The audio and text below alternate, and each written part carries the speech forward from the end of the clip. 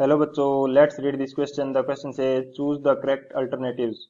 First option is given: it is easier to start a car engine on a warm day than on a chilly cold day because the internal resistance of the battery decreases with rise in temperature. Second option is: it is more economical to transmit electric power at high voltage and low current rather than at low voltage and high current because heat loss is proportional to square of current. Third is: the heating coil of an electric iron is enclosed in mica sheets because mica is a bad conductor of heat and good conductor of electricity. Fourth option is: the heating coil of an electric iron is enclosed in mica sheets because mica is a good conductor of heat and bad conductor of electricity. तो ये हमारे पास चार option given है and हमें find out करना है कि इसमें से कौन कौन से ऑप्शन सही है. तो इसके लिए की कंसेप्ट की अगर बात करें, की कंसेप्ट, तो प्रत्येक स्टेटमेंट के लिए जो की कंसेप्ट होगा वही इसका सॉल्यूशन हो जाएगा.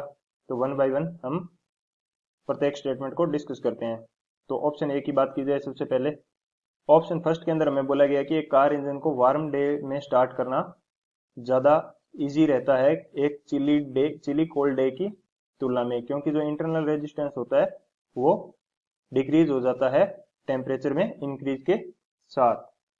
तो हमारे पास इंटरनल रेजिस्टेंस क्या होता है? इंटरनल रेजिस्टेंस ये क्या होता है? Inversely proportional to temperature. Temperature के इनवर्सली प्रोपोर्शनल होता है, यानी कि टेम्परेचर इंक्रीज होगा. यदि मैं यहाँ पे बात करूँ, टी टेम्परेचर को डिनोट कर रहा है. यदि टेम्परेचर इंक्रीज होगा तो हमारा इंटरनल रेजिस्टेंस क्या होगा? डिक्रीज. तो एक वार्म डे के अंदर टेम्परेचर ज्यादा होगा तो इंटरनल रेजिस्टेंस क्या हो जाएगा? कम हो जाएगा एंड कार को स्टार्ट करना वो क्या है? इजी रहेगा. एंड यदि मैं सेकंड बात करूं तो टेम्परेचर यदि ज्यादा है तो जो बैटरी के अंदर आयंस होंगे, बैटरी के अंदर जो भी आयंस होंगे उनकी मोबिलिटी क्या हो जाएगी? इंक्रीज. मोबिलिटी ऑफ आयंस क्या हो जाएगी?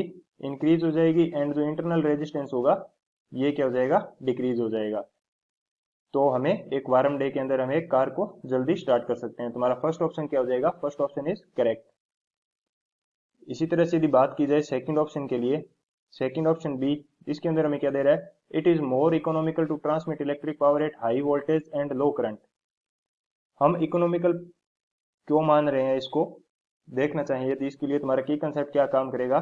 की कंसेप्ट ये होगा कि पावर पी है उसकी वैल्यू डिपेंड करती है वी इंटू आई पे. V is the potential difference and I is the current.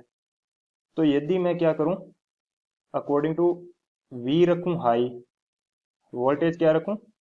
Voltage रखा मैंने हाई, एंड जो करंट है करंट की वैल्यू मैंने क्या रखी? लो. करंट की वैल्यू लो रखी. तो इस कंडीशन में अगर मेरा हीट लॉस की बात करूं, हीट लॉस क्या होता है? आई स्क्वेयर आर टी के इक्वल. एंड करंट इसके अंदर सेम है एंड करंट की वैल्यू क्या है मेरे पास? लो. करंट की वैल्यू लो है तो मेरे पास एच की वैल्यू क्या आएगी? Heat loss. हीट लॉस क्या आएगा? हीट लॉस आएगा मेरे पास लो. क्योंकि करंट की वैल्यू लो है तो हीट लॉस क्या हो जाएगा? लो.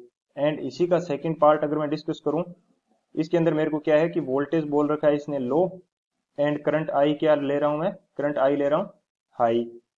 करंट आई लिया मैंने हाई. तो यहां से हीट लॉस एच क्या होता है? I square R into T. तो I यदि हाई है, I की वैल्यू यानी करंट की वैल्यू हाई है तो हीट की वैल्यू क्या हो जाएगी?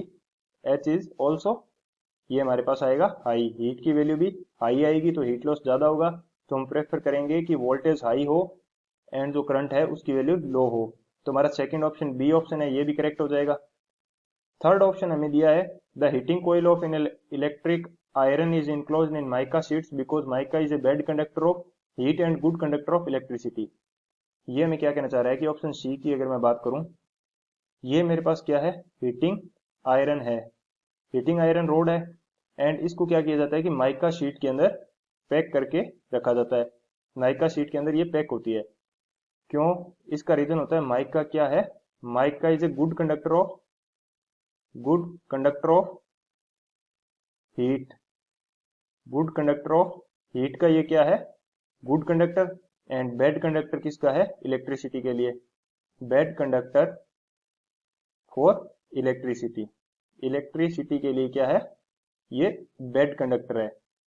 तो इस कारण से क्या है कि यदि गुड कंडक्टर हीट के लिए गुड कंडक्टर है तो ये ज्यादा हीट पास करेगा, एंड किसी चीज को यदि लिक्विड को हम गर्म करना चाहते हैं इस आयरन रोड से तो हम जल्दी गर्म कर पाएंगे। And bad conductor of electricity है तो इलेक्ट्रिक शॉक लगने के लिए ये प्रतिरोध प्रदान करेगा, यानी कि इलेक्ट्रिक शॉक के अगेंस्ट ये काम करेगा माइका। तो इन दोनों प्रॉपर्टीज की वजह से इसको माइका के अंदर पैक करके रखा जाता है, माइका शीट्स के अंदर। तो यदि मैं थर्ड ऑप्शन की बात करूं तो थर्ड ऑप्शन में मेरे को क्या दिया है, the heating coil of an electric iron is enclosed in mica sheets because mica is a bad conductor of heat and good conductor of electricity. ये तो मेरा गलत हो गया क्योंकि ये good conductor of heat and bad conductor of electricity है, तो हमारा डी ऑप्शन करेक्ट हो जाएगा। सो फाइनली हमारे A B and D option correct है and C option is wrong. So final answer is option A, B and D. I hope you understood it well. Best of luck. Thank you.